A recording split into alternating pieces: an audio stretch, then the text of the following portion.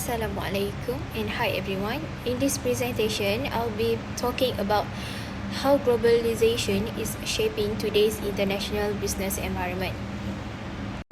So before I start this presentation, let me introduce myself. My name is Alia Nadira binti Hanafi. So let's start with a simple idea. So globalization means the world is more connected than ever. Products, services, money, and even ideas can cross borders quickly and easily. So this matters a lot for businesses because it changes how companies compete, how people work, and what consumers like you and me can buy.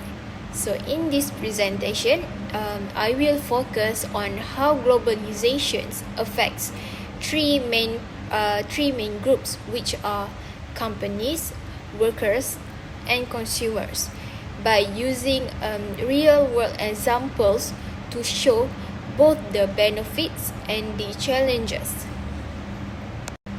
So to really understand globalization, we need to look at what makes it happen. First, there is technology. Things like the internet, digital platforms, and faster transportations have made it super easy for businesses to operate across countries. Then we have institutions like the World Trade Organization and the IMF, which is the International Monetary Funds. So these groups help set rules that allow countries to trade more freely. And finally, trade liberalizations or fewer barriers has allowed companies to invest and sell products in more markets. So today we are in a phase called digital globalization, where data and online services are traded just like goods. That's why platforms like Amazon and Alibaba can serve millions of customers around the world. Now let's talk about how globalization impacts companies. So the first big benefit is access to new markets. A company like McDonald's can sell burgers in over 100 countries because of globalization. Then there is the rise of global supply chains. Apple, for example, designed their iPhones in the United States and gets parts from several countries and assembles them in China. This is to keep their production efficient and cost lower. But it's not all positive, because globalization also means more competitions. So local businesses now compete with large multinationals, which pushes everyone to innovate faster and improve their products just to survive. Now, what about the people who work in this global system? So on the positive side, globalization creates jobs in developing countries.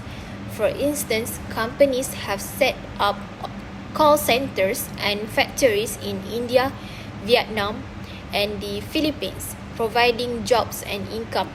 But in richer countries, it can mean job losses, especially in manufacturing. Why? Because companies move operations overseas to save money. Also, labor conditions vary. Some workers face low wages or poor safety standards, especially in outsourced industries. Another trend is migrations.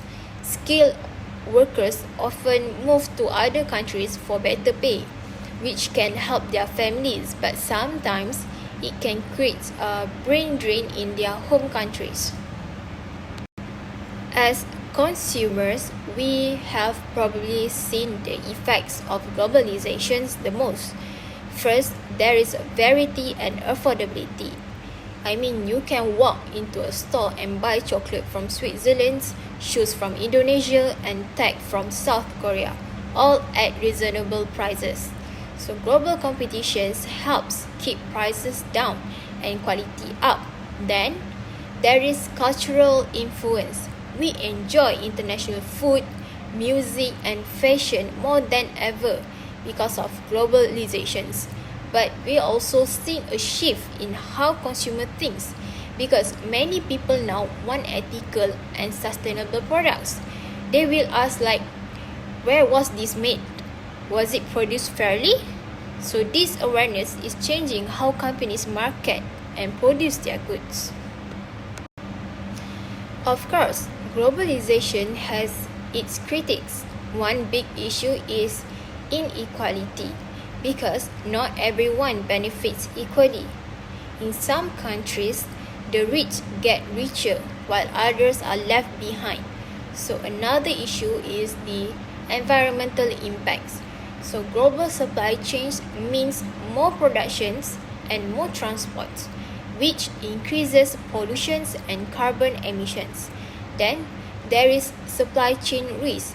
We saw during COVID-19 that relying too much on global suppliers can lead to shortage. Politically, globalization can spark trade tensions like the US-China trade war, where countries impose tariffs to protect their industries. So these kinds of issues make some people question whether globalization is fair or sustainable.